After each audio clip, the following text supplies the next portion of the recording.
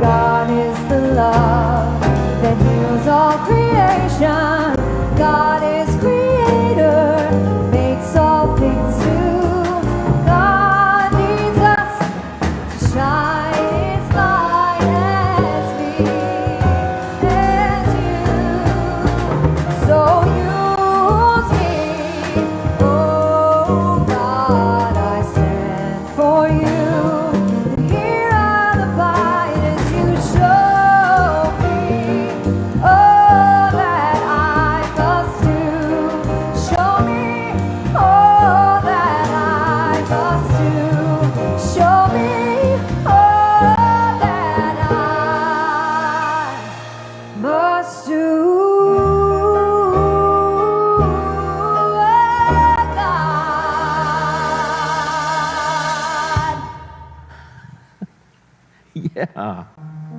Good morning.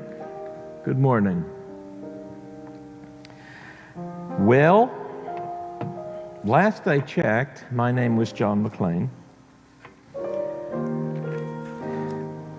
And still, after all these decades, it definitely is the delight of my life that I get to be minister at Unity of Nashville.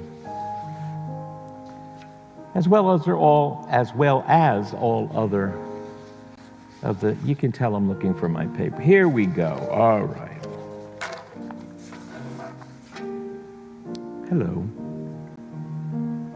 As well as all the other New Thought ministries that I've been privileged to be a part of. And my goodness, today is September 13th. How did that happen?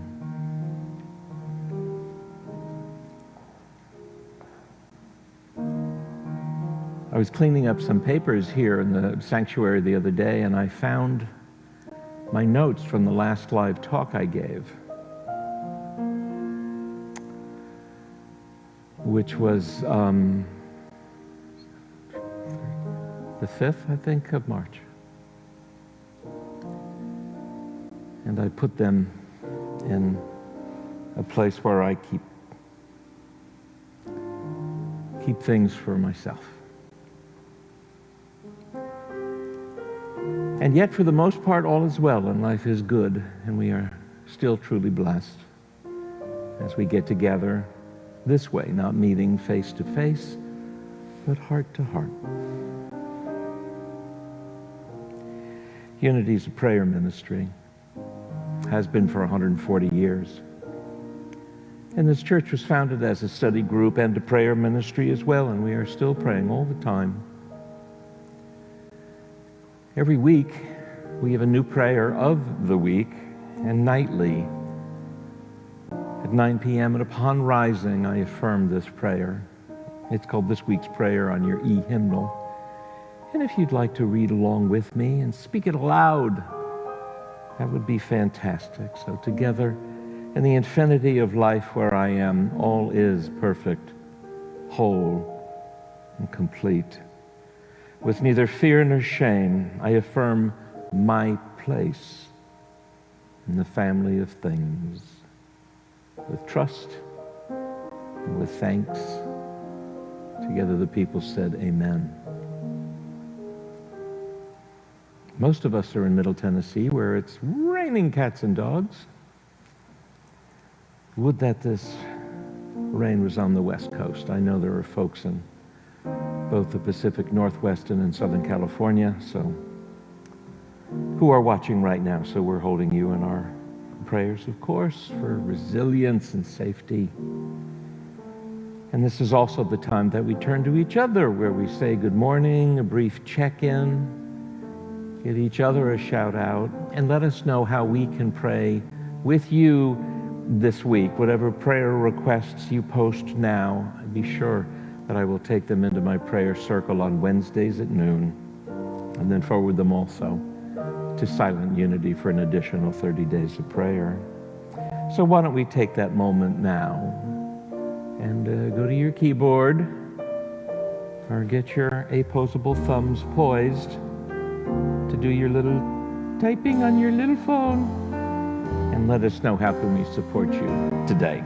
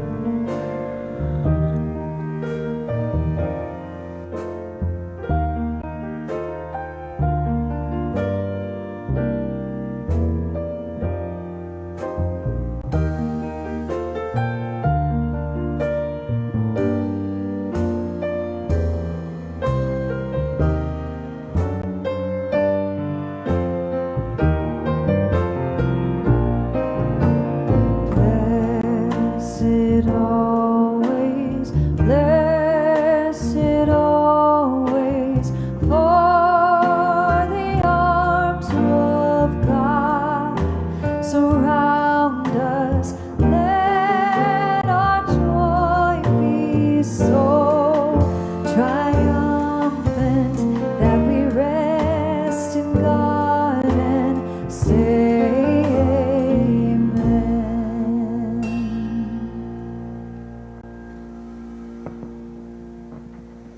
Michelle Brooke is with us. Did I turn my unit on? I'm okay.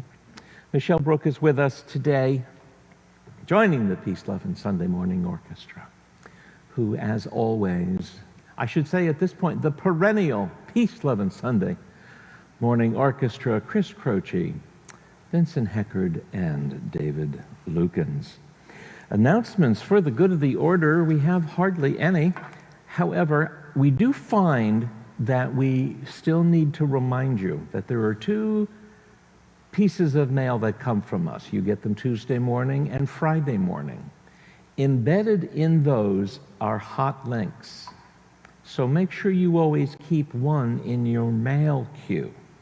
And if you click on any link, any web address, or any email address that is underlined and in blue, it'll take you directly to either the Zoom room for the class that's meeting or directly to the email for a person that you might want to contact for information. I gather some people don't scroll down, and that's we're all learning how to do these things. So I invite you to do that. And also today our live stream is brought to you by the 12 Powers. Today's sponsor is Renunciation. Renunciation is your ability to release error and expand goodness in your life. Renunciation is your ability to release error and expand goodness into your life. Your 12 powers are a gift from God that help you thrive in every area of your life.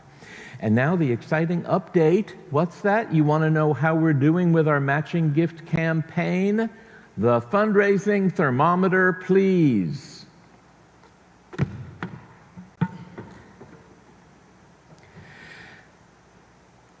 Do over. The fundraising thermometer, please. Thank you, friend. The only upside is that they are not getting union wages. That's the only upside here. Okay, Tiffany. We were challenged by a generous and anonymous donor. This is not a joke. If we could raise $30,000 in 30 days, that gift would be matched. As of this week, we are 24 days into our match. The total is $24,630. Yes! How awesome are you? And this is going to be a very important artifact in the history of this church, so we're going to need to make an archive just for this. And when it's complete. And when someone was asking me in another church about why do you think it's so successful that this is happening in a time of year where conventional wisdom tells you you can't raise money in the summertime, and you probably can't raise money during a pandemic, I said, the thing that I take heart in is what I know about the people in this church is that it really matters to them. You know, it's not about me, it's not about the building, it's not about the money, it's about the teaching and how it has improved their lives, and that's what's important. And believe me, as a teacher, nothing could be more gratifying than to see this kind of demonstration. That you get that this is a meaningful ministry. It's important that we be here in Middle Tennessee long after all of us may be gone into another experience, and that this church will be here. So God bless you, and thank you all so very much. And with that, let's have our gratitude practice. Yes, I know I'm grateful for you. I am grateful for you, for those who are seeking and asking and knocking, for those who are making the effort. The answer is yes. Yes. So if you'd like to share some gratitudes also, please go ahead and do that on this comforting morning. And let's all sing together right now. Shall we do that? Flow through me.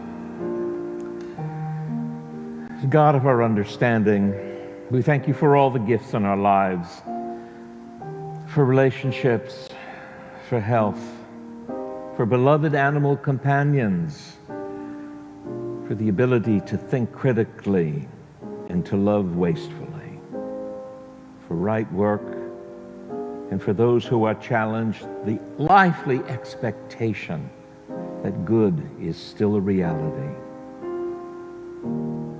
That must be the truth. So it is, and amen. Flow, Spirit, flow through me as I open up to be an expression of your unfolding peace. Show, Spirit, show through me as I open up to be expression of your unfolding love.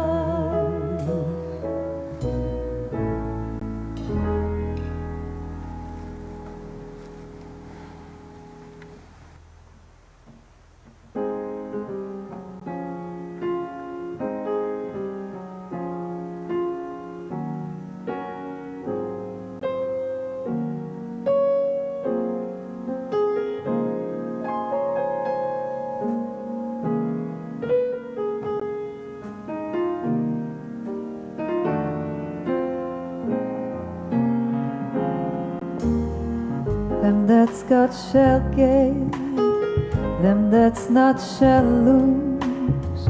So the Bible said, and it still is news. Mama may have, oh, and Papa may have, but God bless the child that's got his own, that's got his own. Yes, the strong get small while the weak ones fade. Empty pockets don't ever make the grade. Oh, Mama may have, oh, and Papa may have, but God bless the child that's got his own, that's got his own.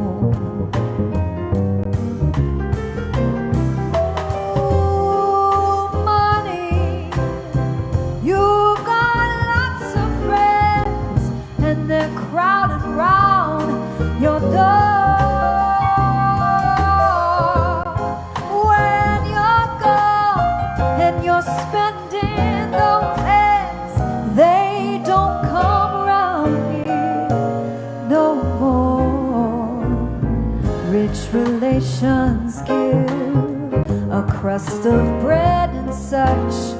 You can help yourself, but don't take too much. No, Mama may have, oh, and Papa may have, but God bless the child that's got his own, that's got his own.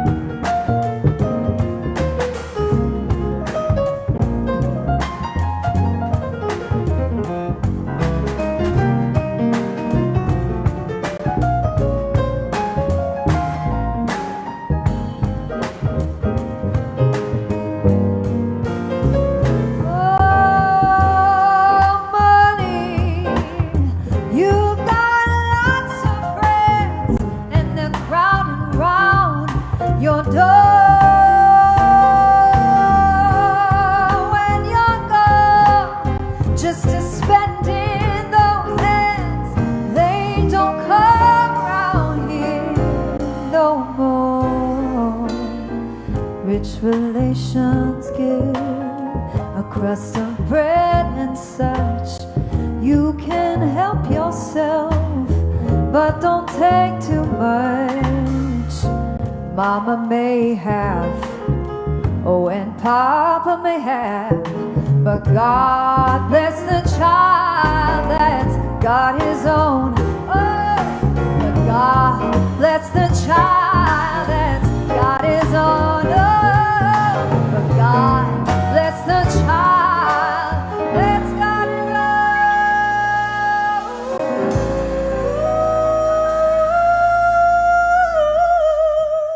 God is own.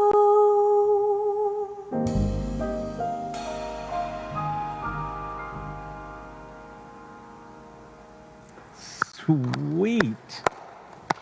Sweet. Oh my goodness. Who gives you permission to do Billie Holiday on a Sunday morning? Why, I do. I asked Michelle to sing that song specifically, and this is for another talk, because there is no song that illustrates our third basic principle better than that song in terms of consciousness and how life unfolds. Love it. We are 5 weeks into our exploration of 12 steps. The 12 steps, which are generally referred to as the 12 steps of recovery, are 12 steps of healing, and 12 steps to an adult spirituality. That's why I believe they are critically important to understand and practice. What is true with New Thought principles, Unity principle, what's true with recovery principles is it works if you work it. It's as simple as that. It works when you work it. It works to the degree, commitment, that you work it. And that is how life works. And that is the nature of God. Because you see, the 12 steps are also a direct route to help each one of us develop an adult notion of what God might be. None of us can have an adult experience of life until we have an adult notion of what God might be. If we cling on to a notion of the God that we were taught about when we were in kindergarten, we will be neurotic forever, blaming somebody, resenting somebody, and waiting for somebody to do something for us. And as Michelle was just singing, God bless the child that gets it and knows how to get up in the morning, set their own goals, achieve their own achievements, and heal what needs to be healed. That's part of the adult understanding of what God is. We're on the 5th step today. Last week, we spoke about making a searching and fearless moral inventory of our internal assets and liabilities. This week, we're embracing this 5th step where we admit to God, the God of our understanding, to ourselves and another human being, the exact nature of our wrongs. Can we say this together? Ew! Who wants to do that? We all need, for those of us seeking to have a full expression of life, for those of us who are wondering what emotional intelligence is, we need a way to become emotionally conversant and tell the truth. Learn to tell the truth. Learn to take enough time to examine the content of our consciousness and stop taking a shortcut out of explanations. Be willing to dig deeper. When we say we admit to God, what does that mean? Well, for this particular work, one could say the Unity's 5 basic principles are God. The golden rule could be God. When we find, as we review the things that we regret in our lives, all too often we're willing to say, well, yes, I did this, but that's the best I could do at the time. And that's probably true. But what a spiritual adult does is to ask ourselves more than an easy phrase. Why did I not live by the golden rule in relation to somebody at work, in relation to somebody I don't even know, in relation to somebody in college, high school, grade school, preschool, the grocery store? Why did I not treat them the way I would want to be treated? And we can ask ourselves this question every day, right? This is a day-by-day activity. Why did I not do that? Well, if we make the effort to admit to ourselves, we're going to dig deeper by asking ourselves continuously, well, what do you mean? A simple question. What do you mean? How do you know? Why did you do that? Well, I was tired. Well, who isn't tired? Let's stay with that. Right? It's not saying that the easy answer, the first answer, is nearly enough. If you want to be an emotionally conversant person, which we ideally might want to be because it affects the quality of our relationships, and all of them, including the planet. Why did I waste so much water? Oh, well, I just forgot. No, you didn't forget. Okay, I knew it was on, but I was too tired. Well, you're not as tired as a woman who's probably working at home, or a man and homeschooling your children and doing a full-time job. You're probably not that tired. Why did you do it?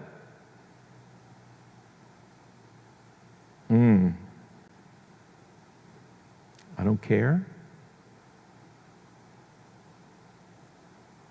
Why don't you care?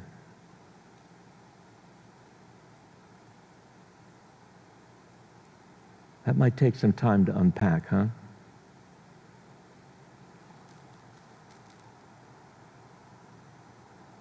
And it's worth it. It's worth taking the time.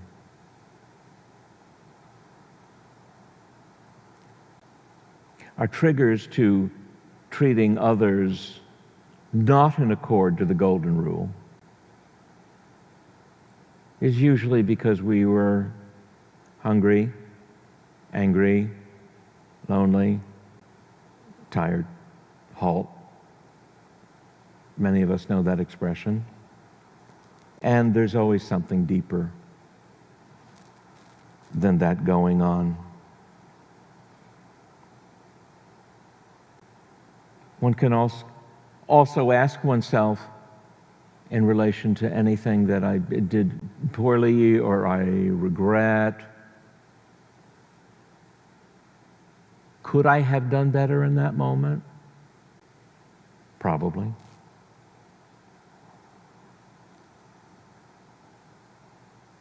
See, because when you get to that point when you're having a dialogue, right? Your adult self is talking to your unskilled self. It is then that you can begin to forgive yourself. Because sometimes our great regrets are only about us.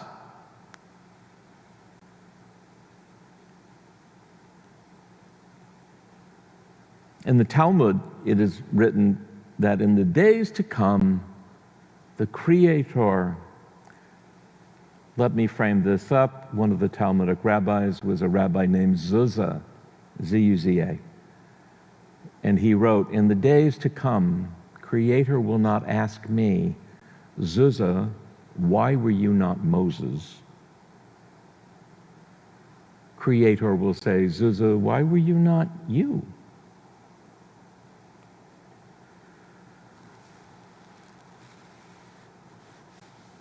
Because I was afraid. Okay, we all get that, don't we?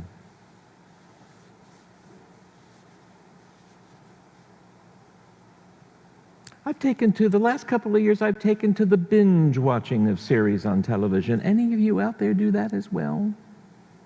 I love it.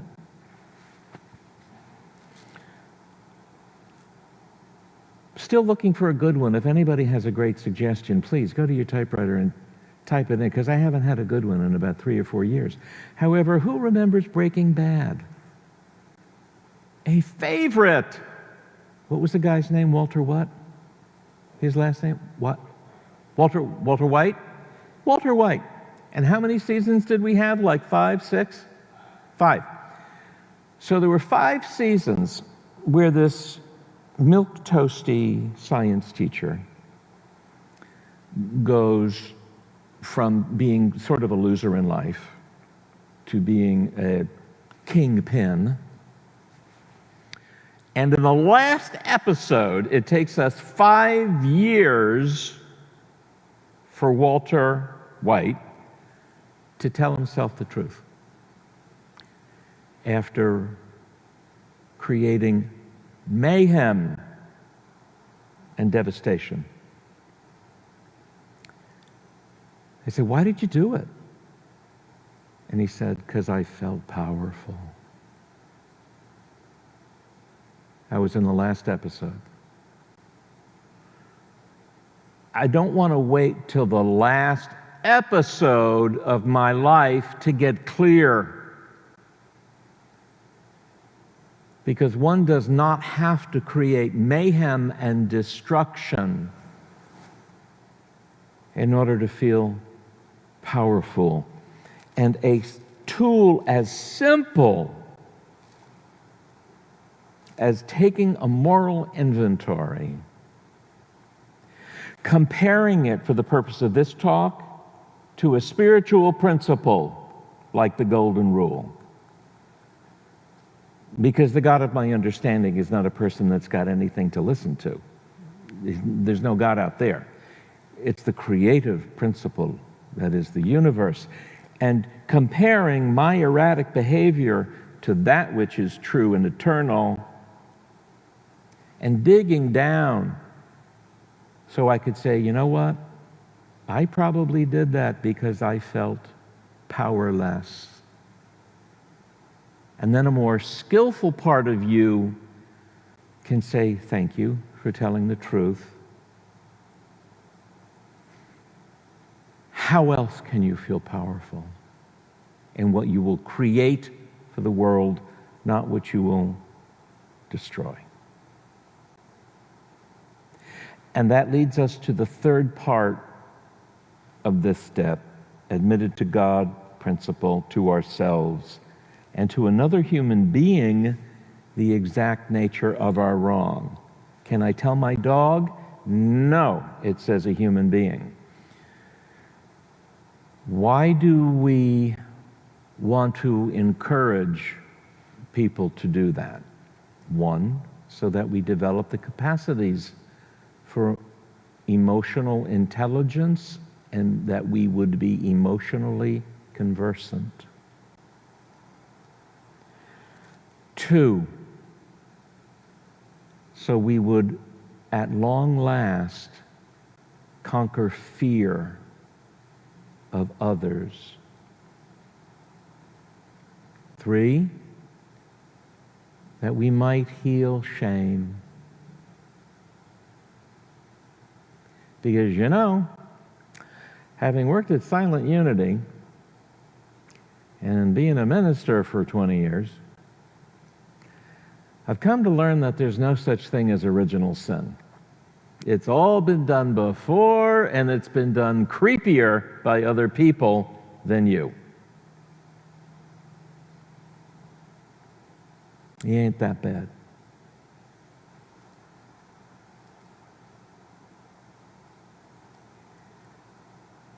You see, when we think we are that bad, we begin to separate. When we think we are special, even in our transgressions, it is the first step to isolation. And isolation is the most dangerous condition of them all. If you are truly a spiritual adept and you are in a hermitage, for example, that's a whole other thing. But by nature, we are communal animals.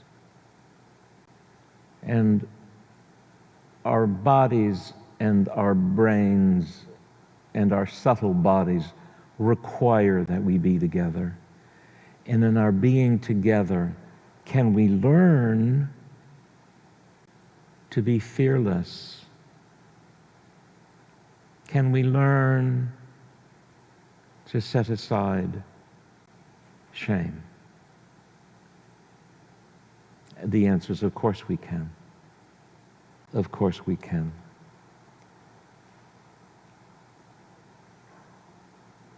Golly, these are simple ideas. It's common sense, correct? There's nothing arcane or occult about any of these things that we talk about here. An 8-year-old gets it. It's why I've never really understood why we have a separate youth ed, because this is for 8 to 108-year-olds. That's another story. But everybody gets it. And so if you are in a deep place of isolation, if you are in a place where you are really, really stuck or in pain or enslaved to certain habits of body, mind, spirit, there is a way out. And it's the grown-up way. And it's so much funner to live like that than it is to live in fear.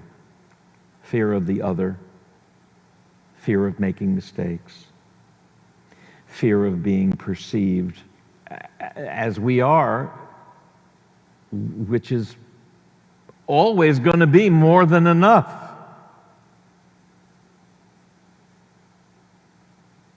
Why that is, I do not know. But maybe the point of all of this is in the overcoming of it. And when we overcome it, then you can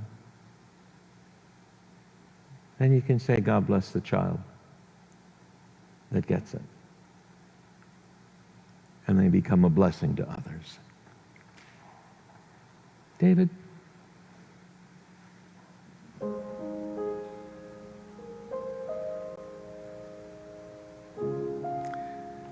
Breathe deep.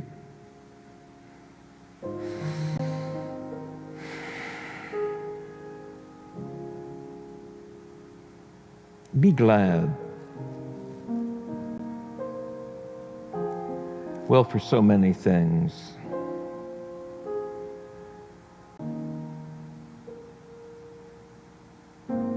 But remember that this is the day that has been given. And it's our choice whether we get to be glad in it or to suffer through it.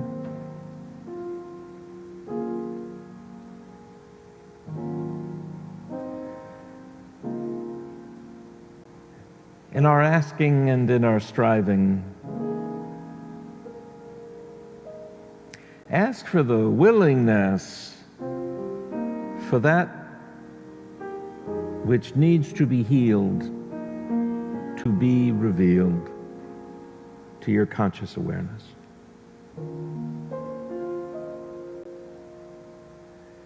And know that whatever it takes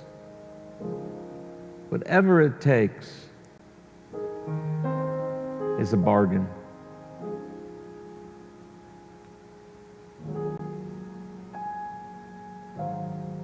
An historical character who was influential on my thinking once said, paying a high price for the infinite is getting it cheap.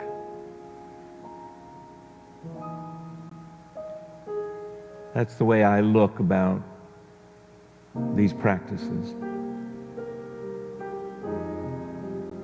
We're giving it away for you to use. If you use it, you will find yourself increased in every possible area of your life. What? That's the third basic principle. That's just the way it is. It's the way it is.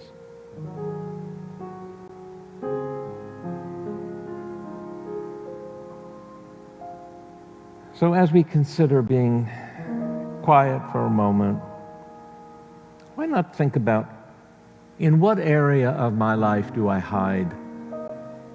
In what area of my life do I hide? And am I willing to not do that anymore? And let's know that there are people all over the country who are participating in this field of grace right now, that we're all supporting each other with a yes, that we can do this. And let's contemplate this. Why do I hide? For a half a minute together in the silence now.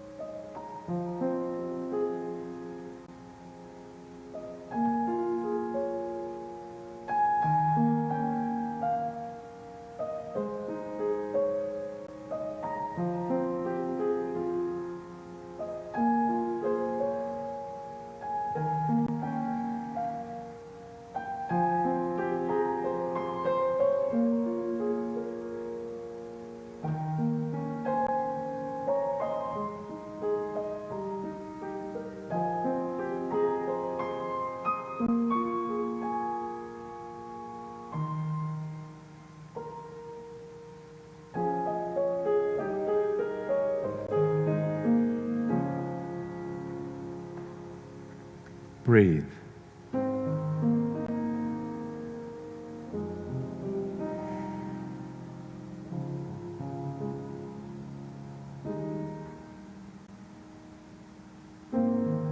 I said to my soul, be still.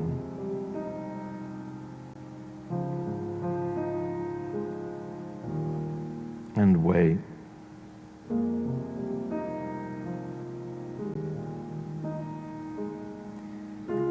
And in the waiting, all that is needed is revealed. And it is revealed for better, not for worse, but for good.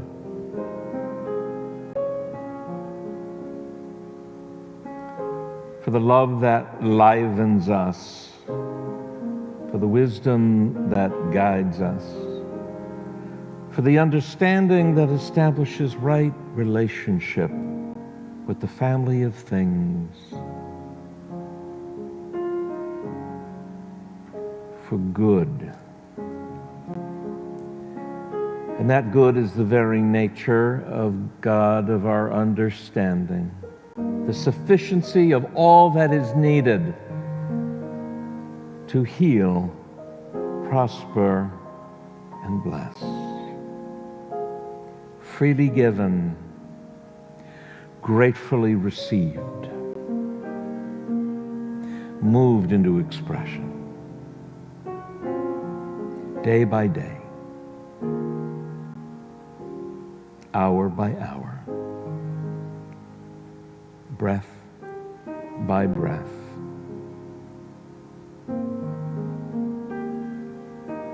Know that you, child, have been blessed. And together the people said, Amen.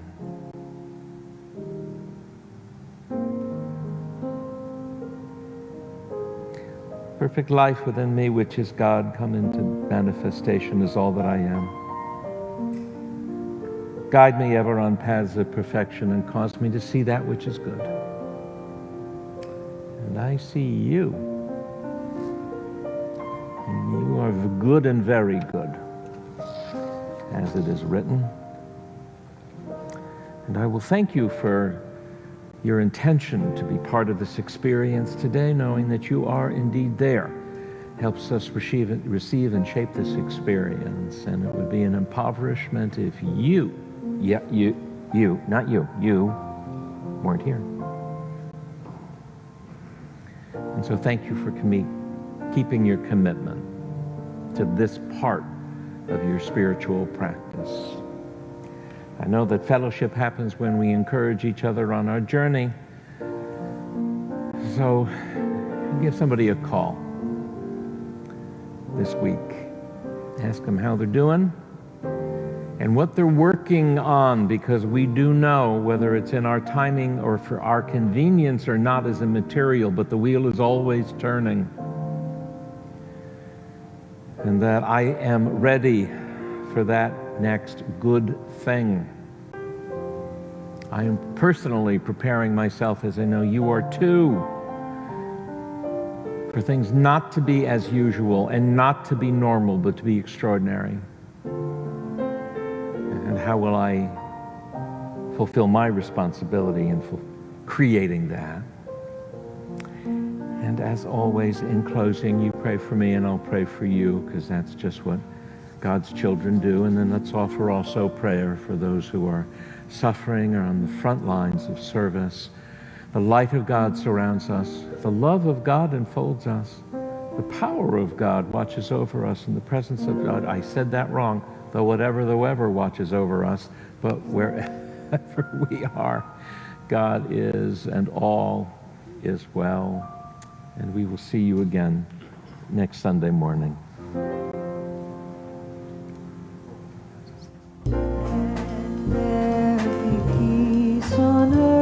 And let it begin with me.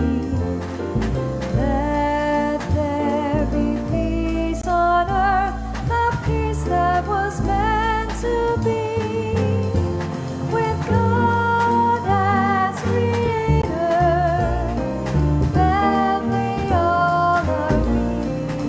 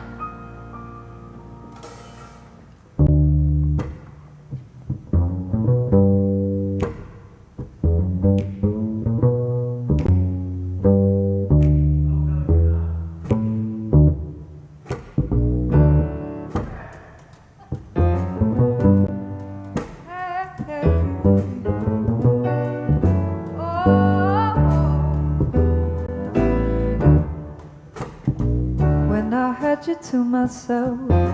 I didn't want you around. Those pretty faces always made you stand out in a crowd. Someone picked you from the bunch. One glance was all it took. But now it's much too late for me to take a second look. Oh, baby, give me one more chance. Show me that I love you. Won't you please let me back to your heart? And oh, darling, I was blind to let you go. Let you go, baby. Now that I've seen you, trying to live without your love, it's one long sleepless night. Let me show you, boy, yeah, that I know wrong from right. Every street you walk on, I leave tear stains on the ground. I was following the one I didn't even want around. Oh, baby, give me one more chance. To show you that I love I you. say, won't you please let me back to your heart? And oh, darling, I was blind to let you go. Let you go, baby. Now that I've seen you, come on, man.